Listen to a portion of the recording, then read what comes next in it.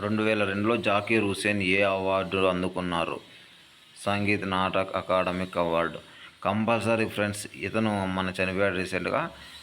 ఖచ్చితంగా ఇది 100% అంటే 100%, ఇది మాత్రం తెలుసుకోవాల్సిన విషయం. మీరు ఏమని అనుకున్న ప్రతిసారి సోది చెప్పుకోకుండా అనేది కాదు, ఇంపార్టెంట్ క్వశ్చన్స్ కాబట్టి నేను పెడుతున్నాను.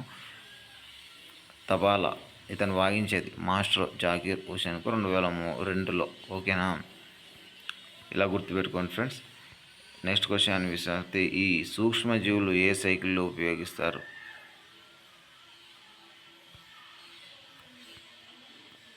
నైట్రోజన్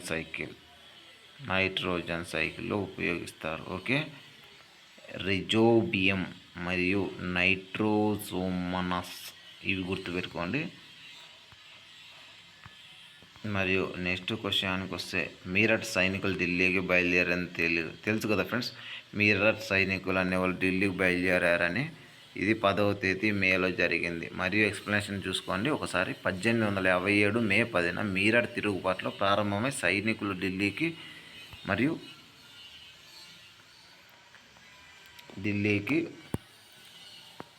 బహదూర్ షా జఫర్ చక్రవర్తిగా ప్రకటించారు. ఓకేనా ఫ్రెండ్స్, చూసుకోండి. మధ్యలో డిస్టర్బెన్స్ ఉంది, కొంచెం ఏమనుకోకండి. G20 కోసం భారతదేశం షేర్ షాగా ఎవరిని నియమించింది? అమితాబ్ కాంత్ని. నీతి ఆయోగ్ మాజీ CEO అమితాబ్ కాంత్ను భారత G20 షేర్ షాగా నియమించింది. నీతి ఆయోగ్ అంటే తెలుసు కదా ఫ్రెండ్స్. దీని విషయానికి వస్తే, నీతి ఆయోగ్ అనేది మనకు ప్లానింగ్ కమిషన్ బదులుగా ఏర్పాటు చేశారనేసి, ఇది మాత్రం కొంచెం సింపుల్గా గుర్తుపెట్టుకోండి.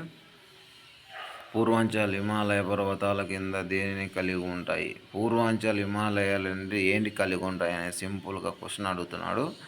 దీనికి సంబంధించి చూసుకుంటే, పిర్ పంజల్ రేంజ్. పూర్వాంచల్ హిమాలయంలో నాగ్, మిజో, మణిపూర్ పర్వతాలు ఉంటాయి. పిర్ పంజల్ కాశ్మీర్ ప్రాంతంలో ఉంది. Okay friends. భారత్ తొలిసారిగా హాకీ ఒలింపిక్స్లో పాల్గొన్న సంవత్సరం ఏది?